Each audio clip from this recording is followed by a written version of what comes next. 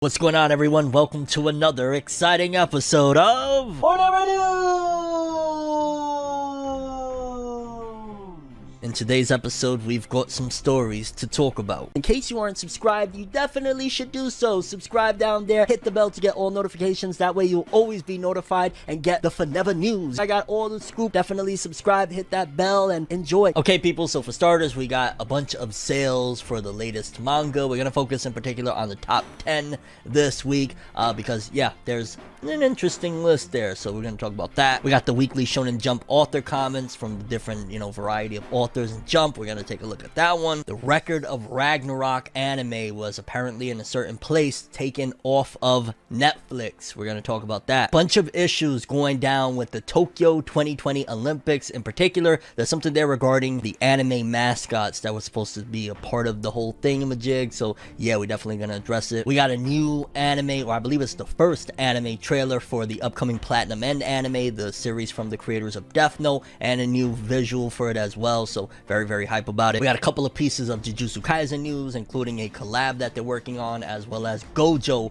taking over. We'll talk about it. Seems as though Studio Mappa can't catch a break, because we just talked about the director of Attack on Titan and seemingly some health issues that he's going through, and now there's some more stuff coming out regarding Mappa. In particular, more so the blame is going towards Netflix, but there's a discrepancy there that we're going to discuss, as well as seemingly some horrible work conditions as well over on the studio Cloverworks that did Wonder Egg Priority. So yeah, just bad treatment all around we're going to address. We got a Fruits Basket anime spin-off that was announced for 2022 in light of the wrapping up of the readaptation that they did for Fruits Basket. Demon Slayer getting a new spin-off manga. We're going to talk about that one, exactly what's going on there. A little bit of good news for the Seven Deadly Sins spin-off for Knights of the Apocalypse. A little bit more insight into the explosion of the Tokyo Revengers franchise with the anime and just how it's looking right now. An update on Martial Magic and Muscles manga sales. We got an update for One Piece, pretty cool little update, and some of the weekly Shonen magazine author comments. Always a riot. I'm looking forward. I haven't even read them yet, but I'm looking forward to seeing what is said again, in particular from Okubo, the creator of Fire Force. Like, I can't wait to read that one. And yeah, people, those are the stories we have for today's episode. Without further ado, let's jump into another exciting episode of Whatever News! The only news source that provides anything and everything anime and manga related. And we don't bore you. We get into it. Let's do it. No matter how you feel, get it done. No matter how you feel, get it done. No matter how you feel, get it done. No matter how you feel, get it done.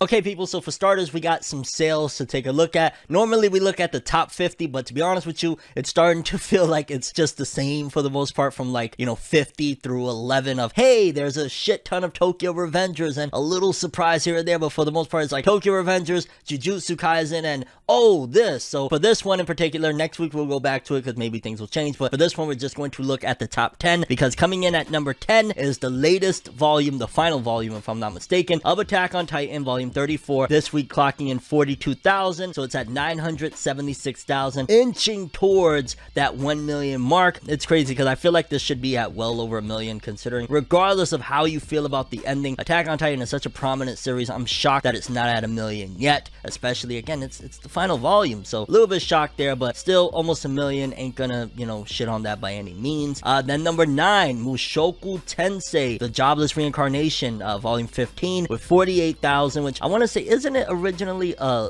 novel, a light novel, and then it's been adapted to a manga? Maybe I'm totally off on that. If I am, forgive me, but yeah, 48,000, not bad at all, and I really enjoy Mushoku Tensei, the anime. Number 8, I've never heard of this series, Kusuriya no Hitogoto. Oh my god, I'm gonna just end up butchering this shit, but yeah, that series that is on your screen right now, in 10 days with a total of 94,000, with this week clocking in 50,000. Good shit to this series that I'm not gonna attempt to pronounce. Number 7, Kendaichi. Isn't Kendaichi, Kendaichi 37 Sai no Ji Kenbo. Like, the only Kendaichi I know isn't it like a lawyer anime? But I don't know if that's the case with this one, but 50,000 for that. And then 6 through 1, I'm familiar with majority of these, so don't worry. Because number 6, Spy X Family Volume 7, in 17 days with 846,000, with this week clocking in 50,593. Spy X Family. Oh my god, I can't wait to see what those numbers are looking like. They're gonna be astronomical. astronomical when that anime drops next year, because yo, that's crazy. 846,000 in 17 days. A Jump Plus title, mind you, not a battle series really, it's more like family oriented. Coming in at number 5 this week in 24 days, 1.575 million copies, One Piece Volume 99 with 53,071 copies. I'm imagining that Volume 100, and if I'm wrong, I'm wrong, because at the end of the day, look, Attack on Titan, the final volume, isn't selling like I thought it would. I thought it'd be at like 1.2, 1.3 by now. One Piece, I'm imagining with Volume 100 is going to go through the freaking moon. But again, I could be wrong, but it's Volume 100. There's so many millions of people in Japan that absolutely love One Piece, so I'm expecting probably with Volume 100 in the first week at the very least like close to 2 million sales, but we'll see how that goes. Number 4, Isekai Oji-san Volume 7 with 53,998, almost 54,000. Again, I'm not familiar with that one either. But then top 3, Jujutsu Kaisen Volume 16 in 24 days, 1.723 million copies with 74,758 this week. Oh my god. Oh, yo, it just makes me think when Gege comes back, we'll get back on that ship. But phenomenal numbers yet again. At the top of, at the very least, the Shueisha titles, if I'm not mistaken. Maybe I'm off on that, but I want to say, yeah, that's the top Shueisha title right now out of all of these. Then number 2, Golden Kamuy Volume 26 in 10 days, 181,000, with this week clocking in 90,000. I really got to get back on that Golden Kamuy wave of the anime. I had watched, I want to say it was season 1, if I'm not mistaken. Yeah, I completed the entirety of season 1. I think there's like 3 seasons now. I gotta get back into it because I really liked what I saw. I remember really enjoying it a few years back, so yeah, I'm gonna look forward to that. And Shumatsu no Valkyrie Volume 11, aka Record of Ragnarok, at number 1 in 10 days with 221,385 copies, and this week clocking in a little over 125,000 copies. And yeah, shout outs to that. I mean, a lot of people said that the Netflix anime destroyed it, but hey, number 1, I don't know how much damage it did. I mean, I'm not sure. Again, I'd have to go back and check what the numbers were prior to that anime, but it's number 1. What more could you ask for? You know what I'm saying? Number 1 with 220 some odd thousand copies in 10 days. That's pretty impressive. But yeah, people, those were the top 10 manga sales of this week. Pretty good stuff. A little bit of an interesting thing. I believe we got some new Jump volumes dropping within the next week or so things might be shaken up with like new Black Clover and things like that. Looking forward to addressing it when they drop. Next up, these are the latest, well, technically latest, but probably by the time you're seeing this, maybe they'll be like a week old at this point. But some of the latest author comments from Weekly Shonen Jump magazine, from the authors in the magazine. For starters, we got, I believe this is the very first author comment from the creator of the Hunters Guild Red Hood, Yuki Kawaguchi. I wanted to read this one. Serialization! Thanks for having me. I'd be so happy if you enjoyed the adventures of these 2 characters. So, at the very least, we know that these 2 are going to be the adventurers, right? But just shout outs to this series. I keep on championing it because I love that first chapter, but of course, it could go downhill. We don't know, but shout outs to that author. Eiichiro Oda from One Piece said, "It's the time of the year when I can't leave the house without a towel, and since I'll also be wearing a mask, hot days are going to come." Yeah, it's pretty freaking hot. And oh my god, I couldn't imagine working 21 hours with a mask on, and oh god, like, I know there's people doing it in the medical field all over the place, but hats off. Hats off, hats off, hats off. I'll be honest with you, because yeah, they're talking about he needs a freaking towel to wipe the sweat, and he's with a mask on. Poor Oda, man. Poor freaking Oda.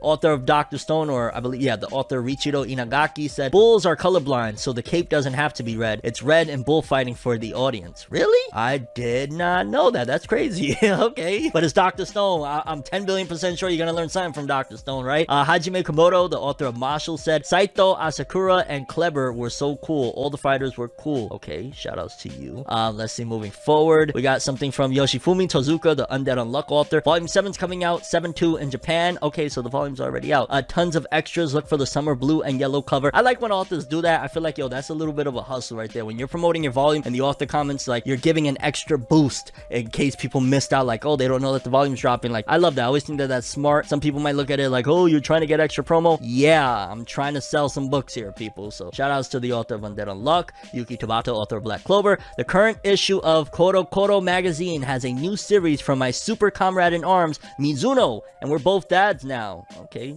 yo, Tabata, he always be looking out for his homies. Like, he was the one that put me on to Kaiju number 8 because it was one of his previous assistants, if I'm not mistaken. Like, what a guy, man. What a freaking guy. Kohei Horikoshi, author of My Hero Academia. Kawaguchi Sensei, who helped on My Hero, has a new series starting. Personally, I think this is the most attractive art out there right now. I'm excited. Oh, shit.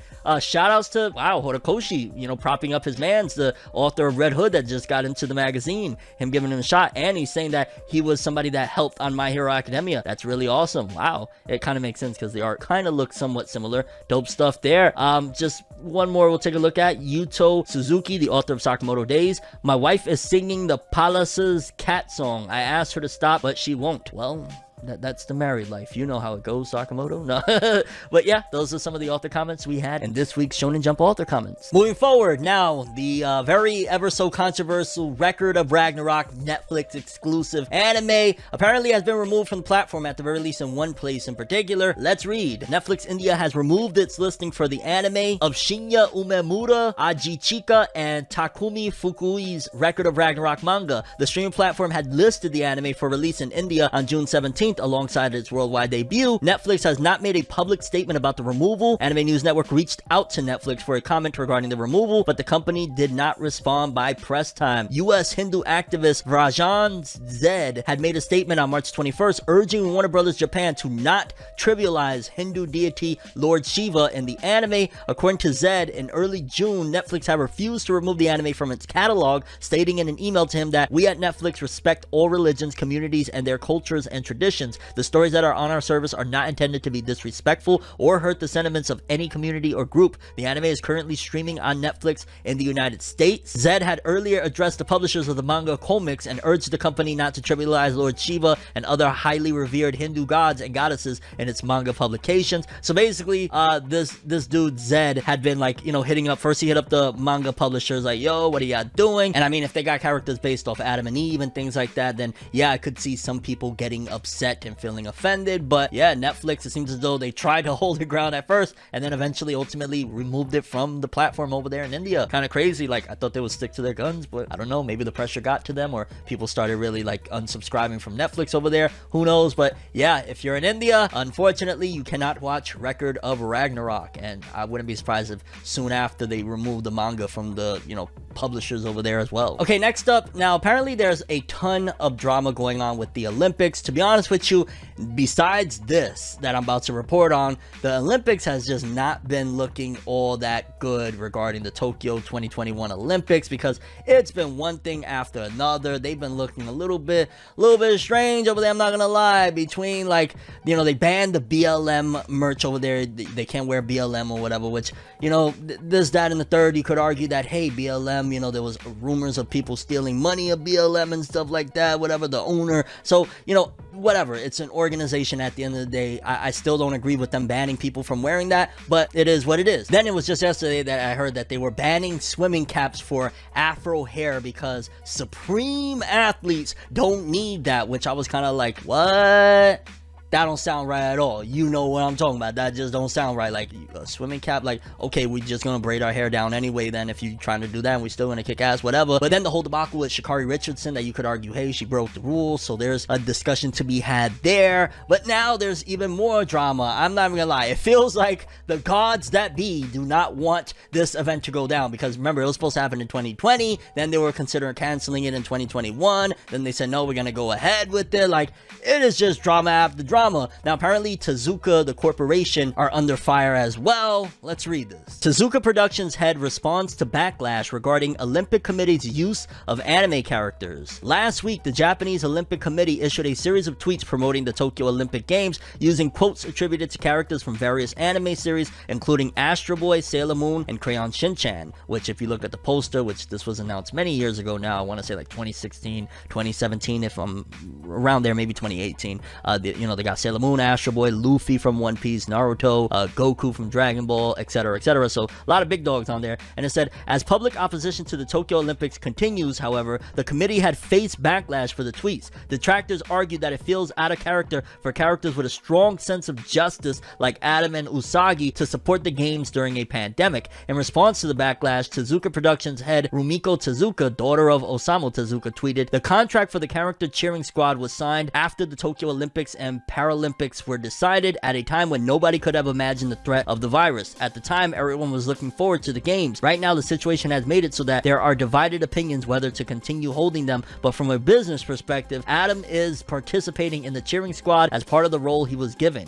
She continued, all of the characters who have been contracted to participate in the cheering squad are in the same position, not just Adam. They will do the job they have been given. Cheer for the competing athletes. Please don't involve them in your debates about whether the game should go ahead. In later tweets, she expressed her dismay that the controversy has prompted a bigger uproar that when the characters were originally announced. She said that she'll take the opinions she had heard into consideration when negotiating future licensing deals. She also tweeted that she regrets using the word business in her original tweet instead of providing a more detailed explanation, and stressed that there are certain things that she can't say publicly. But still, to think that there are so many people in society who have strong feelings about Adam, she remarked, as painful as it is, I am grateful. So I'll be honest, when it comes to that in particular, it's like, yo, they already signed the contracts. What do you want them to do? They are allowed to use the properties however they see fit. It's not in their hands anymore. Like, they could move forward with it. Although I will say that from that list, I didn't see anything of like them saying having Naruto or Luffy or Goku or anybody saying anything yet. So I don't know. Shueisha's probably like, yo, y'all want to bully Tezuka and them? Yeah, so be it, but y'all ain't gonna play with all characters, alright? So more than likely they have more leverage because at the end of the day, those are Shueisha properties, so they probably can say like, no, gag order, you're not having them say shit right now. Maybe when the competition goes down, you can have Goku saying, you know, cheer, blah blah blah, but as it stands right now, you ain't doing that. So that's probably what I'm imagining is going down. Be honest with you, I understand it, because at the end of the day, people are like, yo, there's a pandemic, how are you doing this competition and stuff like that? But again, business, and that's kind of been a debate a lot grander than this one, you know, with just the world in general, economies crashing and things like that. But yeah, I'm interested what you guys think about this. How do you feel about these characters that they're using their likeness to promote and, you know, cheer things on when there's a split in a division between whether these Olympic Games should be going on, aside from just all the other stuff that's been going on as well and the controversy surrounding the Olympics. The 2021 Olympics is going to be an Olympic to remember forever, for better or worse. Okay, people, next up, I just wanted to quickly talk about the new PV trailer. I believe this is the first fully animated one that we got for the Platinum End anime, alongside a new visual. The visual looks dope. The trailer, for the most part, looks pretty good. It basically showcases two of the MCs from what I remember from reading the manga, the angel and the main character that he's kind of like, I guess you would say, the light of this situation, but kind of very dark the way they showcase, like he's trying to throw himself off a building in the beginning of the trailer. So yeah, I'm sure a lot of people are going to be interested in it. The art and animation didn't look out of this world. It didn't look bad, but it just looked okay. But I guess that's something to note, because usually with a PV, they try to put their absolute best. Like, you know, when Ufotable put that Demon Slayer trailer out, they put like a minute and a half, months ahead, which is unheard of, and it was like stellar high quality. This one is like, looks alright, looks good, but yeah, we gotta wait and see to what the final product is going to be. But again, they confirmed it's 24 episodes, and like I said in the last episode of Forever News, it will adapt the entirety of the Platinum End manga. And either way, this is from the same creators of Death Note. I'm looking forward to it. It is like a Future Diary-esque story, and this trailer looks pretty good so far. And yeah, Platinum End, baby, I can't wait to watch it. Next up, we got a couple of pieces of Jujutsu Kaisen news. For starters, Jujutsu Kaisen will publish a special collaboration with the Institute of Statistical Mathematics titled Jujutsu Shinen Sugaku Koza in Jump Giga 2021 summer, with the participation of editor T and Riken, which I'm imagining they're using the Jujutsu Kaisen franchise to promote academic related things, which that's not bad at all. Hey, use something, you know what I'm saying? Why not promote something positive with a big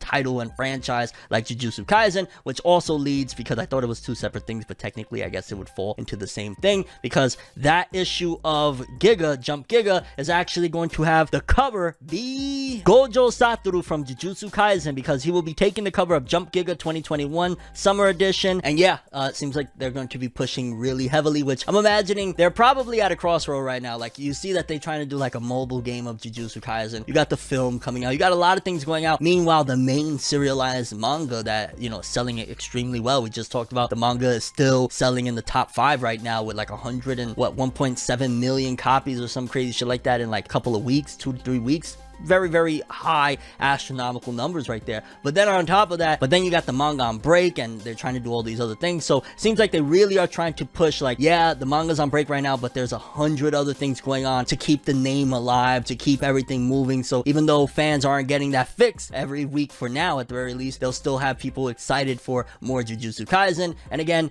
it's just going to be a matter of time until Gege Akutami returns, because they said about a month. It's been already a few weeks. We'll see in the next couple weeks whether the return happens. happens or if it'll take a little longer. Okay, people, next up, a few pieces of drama regarding just studios in general trying to underpay animators, like the never-ending battle of animators. And I always feel like torn, right? Because to a certain degree, it's like, yo, we as fans are enabling these studios because we love their work so much. And I feel like to a certain degree, it's the only thing we can do because, hey, if these animators, it's not like, you know, they're with guns to their head. They're working because they want to work, right? So I kind of feel like the best thing we can do is to support these shows with hopes that eventually the anime industry changes. And maybe on their side of things, I know that there's been like an act that they have of like a union that they've started having in place and things like that to help out a little bit, but it's still in a very, very bad place right now. Well, apparently two different studios, one of which Mappa Studio, studio behind Attack on Titan's final season, studio behind Jujutsu Kaisen, studio behind the upcoming Chainsaw Man anime, studio behind Yasuke. Well, they're in a little bit of hot water because apparently some animators are complaining about a contract that was made between Mappa and Netflix, which I'm imagining it has to do with the Yasuke anime, and we're gonna get into that. But then also, let's quickly take a look because apparently there's been some stuff and some rumors regarding production and the conditions of work for the Wonder Egg Priority anime. Now, a lot of controversy has happened. Apparently, like the ending of Wonder Egg Priority was terrible, which I want to say that probably had to do with production issues because according to this, it said, according to a rumored tweet, the animation producer of Wonder Egg Priority, Shota Umehara, had to be hospitalized twice during the production of the final episode of the series. The tweet said the producer that even after getting wheeled into an ambulance twice, got a drip at the hospital and came back 5 hours later to return to the studio. It's wonderful to have something that is more important than your life. Shota Umehara. Later on, the tweet was deleted and the user account who uploaded it as well. And then it was like an image of like a work condition that just kind of looked like a tiny little, I don't even know what. And if I'm not mistaken, I want to say that's director that's just sitting on the floor. That shit sounds terrible. Like that reminds me of like the story we always hear about Yoshihiro Tagashi, creator of Yu Yu Hakusho Hunter x Hunter, how he was hospitalized while drawing Yu Yu Hakusho, and then in the hospital he was drawing his next like chapter and shit like that. Like really out of this world. Like I commend them wanting to work, I understand that, but these companies, this is absolutely insane. So dude gets hospitalized twice, returns to run the studio again to finish Wonder Egg Priority, which again, that probably explains why a lot of people hate the ending of Wonder Egg Priority. Probably a lot of issues on top of the delayed final episode. But then now this comes in. Animator Ippei Ichi says Netflix anime produced at Mappa paid bottom rates. Animator Ippei Ichi opened up about money matters on Twitter, claiming that animators were being offered bottom rates on the production of a Netflix anime made at Mappa. More than likely again Yasuke. His tweet is translated as follows. Apparently, a producer working on a Netflix anime made at Mappa suggested to pay 3,800 yen, which is about $34 per cut. The budget for the TV series is between 3,800 to 7,000 yen. So if you accept that offer, the unit price for animators would go down. Heads up, if you're asked, I think it's best to negotiate for 15,000 yen, about $134 or more per cut. So basically, he's saying like it should be $134. They're trying to pay $34 per cut. He then clarified, to avoid misunderstanding, I have to say that my issue is with Netflix. For all the exorbitant amount of capital they have, it's a problem that they've started to place orders with such low rates. There is a possibility that the prices are even lower than a TV series. Freelance animator Zaid commented, the usual 4,500 yen per cut is already bad enough. What is Netflix thinking, allowing them to pay less than the average? In May, a freelance animator tweeted that they left Mappa due to the factory-like conditions. They criticized Mappa's decision to work on 4 shows at the same time instead of properly training its team so that such corrections wouldn't be necessary, and said, as far as I could tell, about 80% of the employees had similar complaints at the time. I remember we reported on that as well. LeSean Thomas and Mappa's Yasuke anime debut on April 2nd worldwide on Netflix, and yeah, Netflix announced a comprehensive business alliance with Mappa in October. Basically, Netflix saw that Mappa was cooking and everybody was loving Mappa, and they were like, yo, y'all the best, right? We Netflix, let's work together. We're gonna give you shit pay, but let's work together. According to this, and this is downright horrible. This is horrible, and they wonder why we're getting bad Netflix exclusives like Record of Ragnarok. Yeah, they were probably getting people that are dying as they was drawing Record of Ragnarok. That wasn't a Mappa title, by the way, but the rates that they probably got to do Record of Ragnarok is why there was a lot of still images and why people were disappointed and pissed off with the Record of Ragnarok anime. Don't get me wrong, I still stand by what I said about how I felt about it, but nevertheless, there were tons of still images, tons of like at certain points slideshows and things like that, and it's probably this is probably why Netflix is probably cracking down. They probably want to give them bottom rates because again, if they're saying they need $134 per cut and they're trying to pay them $34 per cut, that's absolutely a massive drop, and I don't know what the the hell? Like, you would think that a giant like Netflix getting into the game would be a big, great thing for the industry. It's starting to sound like a nightmare. And yeah, Mappa, yeah, I gotta figure this out with Netflix, and yeah, I gotta figure out how to treat y'all animators, because this keeps getting worse. And we, you know, as consumers, we're supporting this behavior, but what can we do? You know what I'm saying? Like, we need to come together and figure something out to try at the very least to help some form or another, or I don't know, a boycott of some sort if it continues, because this is getting really bad. People's lives are literally, their livelihoods and their lives are starting to hang in the balance over all this shit. We're seeing a lot of cases. We just talked 5 seconds ago about the Wonder Egg Priority, like,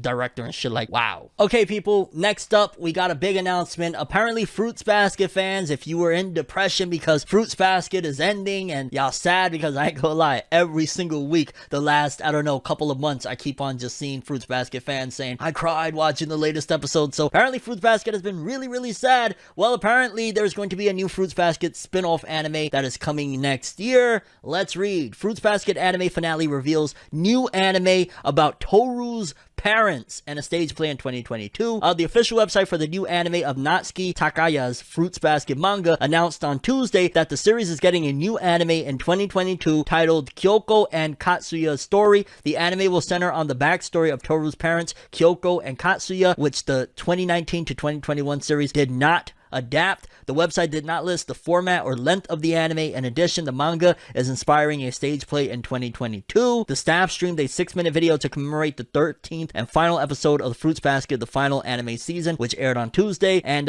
yeah, there's a possibility this could come out as just a movie, because if this was supposed to be like content from the manga, I'm not sure how long it lasted, but maybe this is going to be like Fruits Basket the movie or something like that. That would be big. Again, if people have been loving it like they have, I could see this doing numbers. I could see a movie doing numbers, or it could be a small TV special. It could be a 6-episode TV show. I don't know, because they announced it as like, hey, anime coming. They didn't say anime TV series, if I'm not mistaken. Maybe they did, I don't know, but it just said a new anime in 2022. So yeah, it could very well be a film. I think that would be the smart thing to do. Like, you did the series for years and years, do a quick film, bam, make them buku dollars, and run off into the sunset. And either way, that sounds kind of interesting. And Fruits Basket fans, you got a little bit more of a lifeline before the ride is over. Okay, people, next up, very, very big news that a lot of people are talking about, and I'm gonna break it down so you understand what's going on, because a lot of people are thinking like, oh snap, Demon Slayer is continuing, and no, because according to this, it says a Kimetsu no Yaiba, aka Demon Slayer spin-off titled Kimetsu Gakuen will start serialization in Saikyo Jump on August 4th by Natsuki Hogami. Koyoharu Gotoge has drawn a commemorative illustration in Weekly Shonen Jump issue number 31. Now, from my understanding, Kimetsu Gakuen is actually that anime, is actually that story that is about them if they went to school, if I'm not mistaken. And Saikyo Jump, regardless whether it's that or not, Saikyo Jump is a gag, usually chibi spin-off magazine. Like, that's usually what they have, like Dragon Ball SD, where it's just like a chibi form of Dragon Ball, Naruto SD, Rock Lee SD, all of that stuff was in Saikyo Jump. So Kimetsu Gakuen is more than likely going to be something along the lines of that. Think like Attack on Titan SD, I believe that's what it was called, but think something along the lines of that. That's what it's going to be. It's just going to be a lighthearted comedy that they're trying to sell more books, basically, because like, I'm not really interested, to be honest with you. Like, if it was a spin-off, like a serious spin-off, whether it be like in modern day, whatever, a continuation, whatever it would have been, if it was just a serious thing, absolutely, give me more. But if it's just like a comedy gag thing, I went down that route, and most of the time I'm not that hype about it. Like the Rock Lee SD was kind of funny, but yeah, I don't know if I'll be checking out this one. I'll probably check out the first chapter, especially if y'all want me to read it and talk about the first chapter, maybe. But yeah, Kimetsu Gakuen, which Shonen Jump and Shueisha, they're like, no, somehow, some way, even if we gotta put it in the damn comedy magazine, we're getting some shit out. We need to sell more books. So yeah, people, unfortunately, for the people that are hype and saying, oh my god, more Demon Slayer, it's not what you think. Sorry. Next up, just a small little quick but positive update for Four Knights of the Apocalypse, aka the Seven Deadly Sins sequel spinoff. It will be released in print by Kodansha USA in spring 2022. So next year we'll have it in print, and I'm looking forward to it. I'm looking forward to finishing the Seven Deadly Sins anime so I can move on with my life. I feel like I've been trapped in a hole, in a vice grip on the Seven Deadly Sins, but when Netflix released the anime, like we reported in the last episode of Forever News, they only released the first 12, so we're waiting on that other 12, and once that is all together, I can marathon through and be done with it, and then probably hop on to the Four Knights of the Apocalypse, depending on how I feel. But at the very least, it's good to know by next year, the Four Knights of the Apocalypse manga will be available in print over here, so so I could look forward to that. But yeah, I really want to finish the Seven Deadly Sins, which I know I could read the manga, but I don't know, I've just kind of been with the anime at this point. It's like, whatever. Next up, let's take a quick look at Tokyo Revengers manga sales, just the boom, because we got a chart right here that showcases what the series was like once the anime started to come out. It's like, okay, the first 3, if I'm not mistaken, was like, okay, once the anime goes, it's boom, boom, up and away, and then March 9th was like the peak so far, but it's just been humongous. It has gone ridiculous. Now we're at 25 million, like we just reported last episode. So we went from like, this shit was not even selling, what was it, like 200k is the line there? It was probably doing less than 100k, and then March 9th, over 800k, not probably 900k at that point. Like, absolutely insane. This graph is interesting to look at because it showcases like, yeah, we in the millions, fam. 25 million, let's freaking go. Just wanted to give you guys a little more insight into, we talk about Tokyo Revengers all the time, how much it's selling. Well, here's a graph to give you an idea of like what it was before and what it is after that anime. You should be watching. Remember when Funimation used to do that weird shit? Next up, quick update for Mashle. According to this, it says Mashle Magic and Muscles has reached 1.7 million copies in circulation, and I want to say it has 4 volumes out, if I'm not mistaken, 3 or 4 volumes, so that's pretty good. Almost 2 million sold. Of course, no anime yet, about 68 chapters, 69 chapters around there of a release, and yeah, not bad at all. I've been saying it, Mashle's probably going to be up next. It has that mix of comedy, action, all of that jazz, a One Punch Man vibe. 1.7 million. It'll easily have, by the time we get an anime, which I'm guessing it'll be like end of 2022, maybe early 23. I want to say probably end of 22, maybe early 23. I don't know, but around there, it'll probably be about 5 million, 6 million, maybe more, a little less, but somewhere around there if it keeps on going at this pace, because almost 2 million. Next up, just a small little bit of a tidbit of a One Piece update, because according to this, it was a kind of addendum to last episode's news about One Piece going on break. Apparently, the series One Piece will be gracing the cover of Weekly Shonen Jump issue number 33/34. So One Piece is going to be getting the spotlight then. I'm curious, is it going to be a big chapter? I don't know. As of recent, in case you haven't been dulling, or like, I've been uploading consistently with the One Piece manga, like my One Piece manga videos. I've been really into it, and yeah, if it's gracing the cover of Jump, maybe that'll be a big chapter. I'm looking forward to it. Like, ooh, I'm excited. I got like 5 different ideas of what that chapter could be, but we'll cross that bridge when we get there. Okay, people, and lastly, we got the Weekly Shonen Magazine author comments. Always a joy and a treat. We'll end this one off in a fun light. Let's start off with Hiro Mashima, creator of Fairy Tail / Eden Zero. He said, the PS5 Ratchet & Clank is an experience felt by the whole body, from the cutscenes to the direction. This is a god tier game, and I love hearing mangaka talk about games and anime and stuff like that, but especially video games. Like, I notice a lot of Weekly Shonen Magazine authors really game hard, probably even Weekly Shonen Jump now that I think about it, but Hiro Mashima is always gaming. I don't know how the man has time to do Eden Zero, Fairy Tail 100 Years Quest, design a game, and play games. Like, he must have a crazy staff. Really awesome stuff there. Shout outs to Hiro Mashima. Moving forward, Nakaba Suzuki, author of Seven Deadly Sins / The Four Nights of the Apocalypse. I've been addicted to this Kavaline whiskey since I got it from the president, a publisher who went to Taiwan for a signing event. I can't remember, was it Nakaba Suzuki or was it the author of Fire Force that was a few months back talking about drinking and having an addiction to drinking, or not drinking for a while and then drinking again? I want to say it was Nakaba Suzuki. I'm not sure on that, but either way, okay, have your drinks and stuff like that, but just chill out.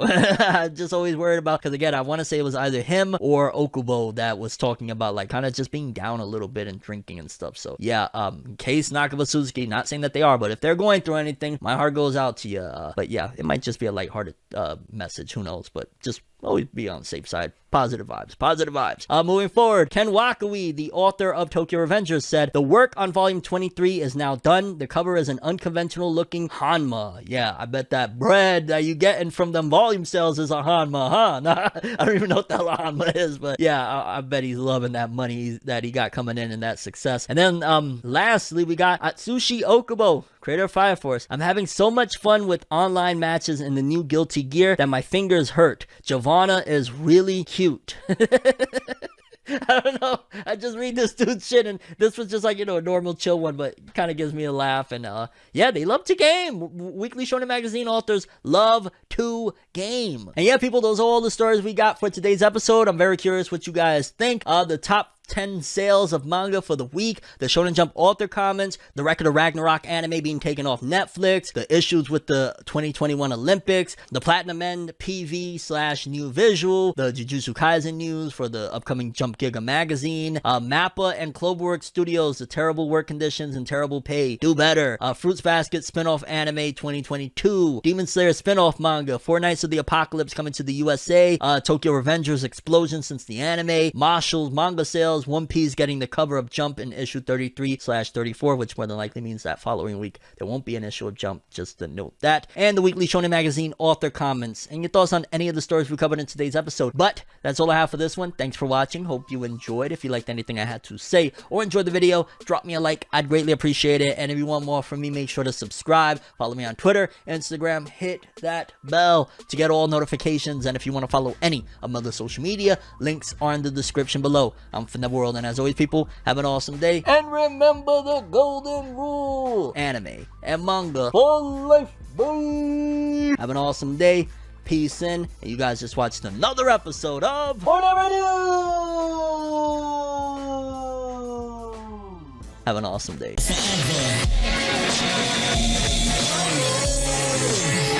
You